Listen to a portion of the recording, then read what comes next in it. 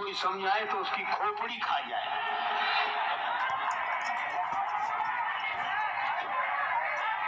रावण का बेटा बैठा था प्रहस्त। प्रहस्त ने कहा पिताजी ये दरबारी लोग हैं, इनकी बातों में मत आओ, ये बिना विचारे बोल रहे हैं, ये कह रहे हैं बंदर मनुष्य भालुओं को खा जाएंगे, ये कुछ नहीं कर सकेंगे, ये कभी कुछ नहीं कर सकेंगे। रावण के दरबारियों ने कहा कि यह तो हमारा अपमान है, तुम राजा के पुत्र हो, इसका यह अर्थ तो नहीं कि हमारा अपमान करो। प्रहस्त ने कहा कि अपमान करना हमारा उद्देश्य नहीं है, हम केवल इतनी सी बात कहना चाह रहे हैं कि राम जी के संग इतने बंदर आए, इन सबको खा जाओगे तुम? राक्षस बोले हाँ हम खा जाएंगे। अच्छा एक बात बताओ, कुछ दिन पहले राम जी के दल का एक बंदर आया था और उसने तुम्हारे देखते देखते लंका जलाई। राक्षस बोले हाँ जलाई। बंदर नहीं जलाई? हाँ। तो प्रहस्त बोला उस दिन तुम्हारा पेट खराब था कि भूख नहीं लगी थी? क्षुधा न रही तुम्हें तब काऊ और जारत नगर कस न धरी खाऊ, तब तुम्हें भूख नहीं लगी थी? नगर जलाते समय पकड़कर बंदर को क्यों नहीं खा गए? अब सब चुप। प्रहस्त ने कहा कि एक बंदर को खा नहीं सके और इतने बंदरों को खाने की बात कर रहे हो, ये बिना विचारे काम कर रहे हो। और कितना सुंदर संकेत है, जहाँ बिना विचारे काम होता है उसका मकान सोने का भी क्यों ना हो तो भी आग लगे बिना रह नहीं सकती। तो लंका कांड में काम किया जाता है, विचार नहीं। और किष्किंधा कांड में विचार किया जाता है, काम नहीं। आपने वो कथा सुनी होगी, पौराणिक कथा है लेकिन बड़ी सामयिक है। राहु ने अमृत पी लिया, देवताओं का रूप धारण करके भगवान ने चक्र चला दिया, सिर धड़ अलग अलग हो गए। तब से वे दो हो गए, राहु और केतु। राहु माने केवल मुख और केतु माने धड़। अच्छा आप विचार करो, ये सिर विचार का काम करता है, मुख बोलने का काम करता है। और सिर जो विचार करता है उसको क्रियान्वित तो हाथ पांव यही सब करते हैं। तो कार्य करना है धड़ का काम और विचार करना है सिर का काम। अब भगवान के चक्र से ये कट गए तो दोनों अलग हो गए। और इसका अर्थ है कि जो विचार करते हैं बोलते में कुछ करते नहीं हैं और जो करते हैं वो विचार नहीं कर पाते। आज यही तो हो रहा है, विचार करने वाले कुछ कर नहीं रहे हैं और करने वाले कुछ विचार नहीं कर रहे हैं। और आप ये देखो, दोनों अगर अलग अलग हों तो ये जीवन नहीं मृत्यु है, और जब दोनों मिल जाएं सिर और धड़ तब जीवन है। इसका अर्थ यह है कि जब कर्म और विचार मिल जाएं जिसके जीवन में उसी का नाम जिंदगी है, नहीं तो मृत्यु है। कर्म और विचार मिल जाएं। अंधेरी रात एक मोटरसाइकिल चालक बड़ी तेजी से अपनी मोटरसाइकिल दौड़ा कर ले जा रहा था, पर मजे की बात उसकी मोटरसाइकिल में लाइट नहीं थी और मोटरसाइकिल बड़ी तेजी से दौड़ा रहा था। चौराहे पर खड़े हुए सिपाही ने डंडा दिखा दिखा, ठहरो ठहरो, तुम्हारी मोटरसाइकिल में लाइट नहीं है, कहीं खतरा खा जाओगे। मोटरसाइकिल चलाने वाला बोला हम खतरा खाएंगे तब खाएंगे, तुम सामने से हट जाओ क्योंकि इसमें ब्रेक भी नहीं है। क्या हो गया है हमें? न ज्ञान का प्रकाश है, न संयम का ब्रेक है। अज्ञान की अंधेरी रात्रि में उम्र की सड़क पर जिंदगी की मोटरसाइकिल दौड़ती चली जा रही है। अरे जिंदगी में जिंदगी का राज पाना चाहिए, जिंदगी में जिंदगी को मुस्कुराना चाहिए, जिंदगी में जिंदगी की शर्त अगर पूरी न हो तो जिंदगी को जिंदगी से रूठ जाना चाहिए। इसलिए भाई मैं आपसे चर्चा कर रहा था, जहां विचार और कर्म दोनों मिल जाए वहां सुंदर कांड होता है। किष्किंधा कांड में केवल विचार है, कर्म नहीं। अच्छा वो भी कुछ कर नहीं पाते चाहे जितने ऊंचे विचार रहे, जहां विचार को व्यवहारिक रूप नहीं मिलता और जहां बिना विचारे व्यवहार होता है उनका सब कुछ नष्ट होता है। पर सुंदर कांड की विशेषता यह है, सुंदर कांड में आने के लिए कुछ पीछे लौटना पड़ेगा लंका कांड वालों को, कर्म करने के पहले विचार, और किष्किंधा कांड वालों को आगे बढ़ने का कि विचार किया है तो वैसा कर्म करें, तब सुंदर कांड।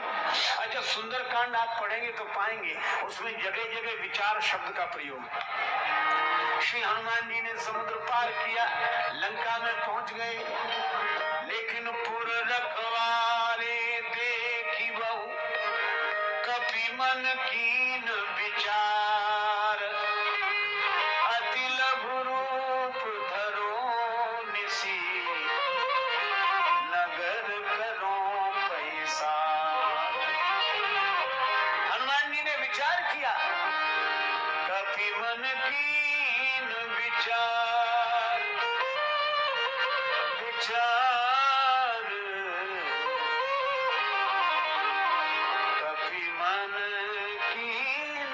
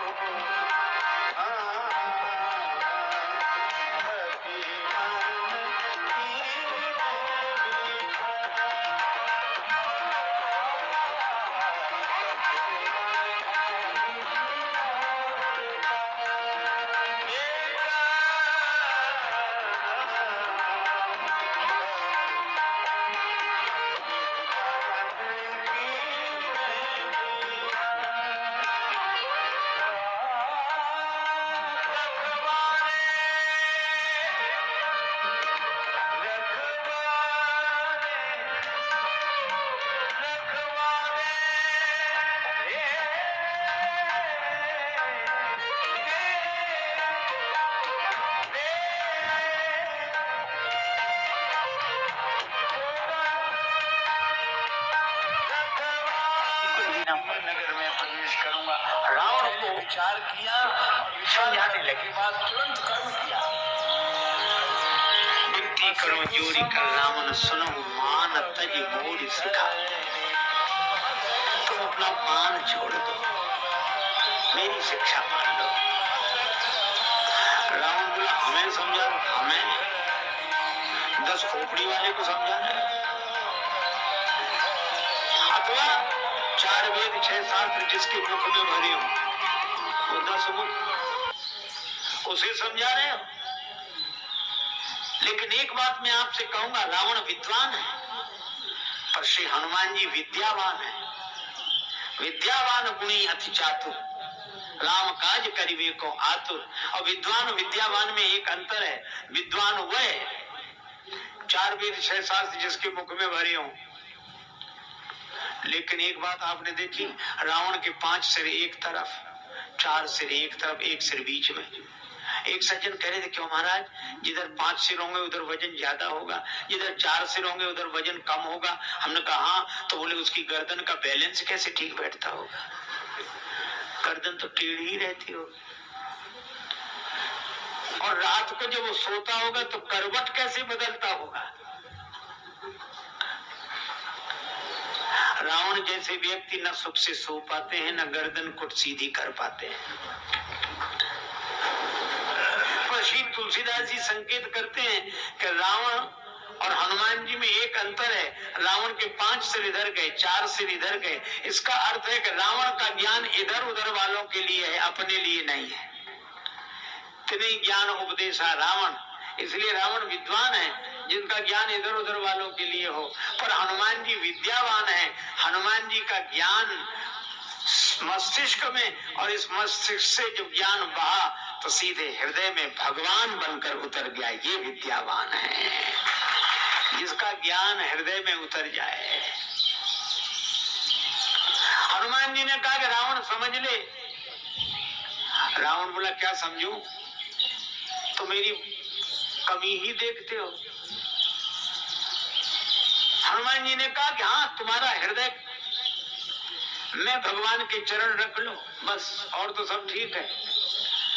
रावण बोला, अरे जब सब ठीक है तो एक हृदय खराब ही बना रहे तो क्या है।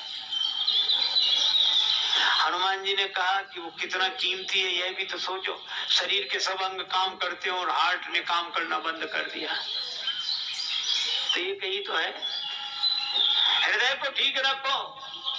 रावण बोला, अगर यही कमी बतानी थी तो और देवताओं ने क्यों नहीं बताई, और लोगों ने क्यों नहीं बताई जो हमारी प्रशंसा करते हैं। हनुमान जी ने कहा कि रावण, फोटोग्राफर दो तरह के होते हैं, एक कैमरे के फोटोग्राफर, एक एक्सरे वाले। कैमरे को आपके भीतर से कोई मतलब नहीं होता। आप देखते हैं कैमरा आपकी तरफ थोड़ा घूम जाए, इधर घूम जाए, इधर, तो जितने लोग बैठते हैं पता भी नहीं लगने देते, और कैमरा जैसे घूमा वैसे तो ठीक होने लगते, कभी फोटो बिगड़ न जाए, चाहे भले ही कभी देखने को न मिले पर बिगड़े नहीं।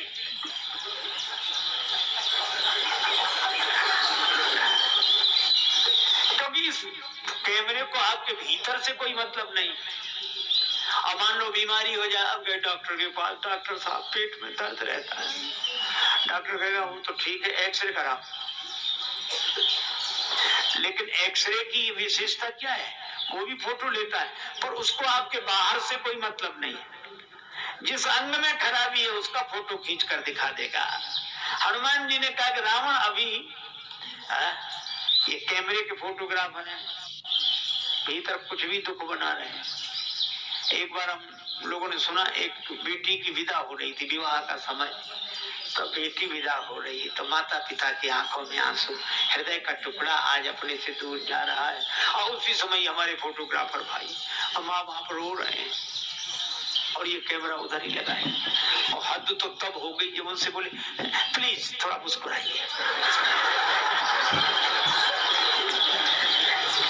उन्होंने कहा कि हमारा हृदय दुख से भरा है, हम मुस्कुराएं।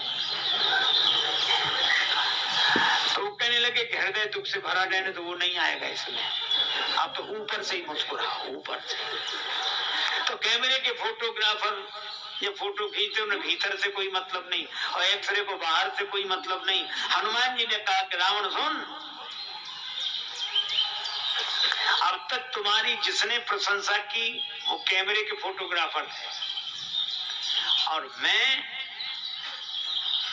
वैद्य हूं। और वैद्य कौन?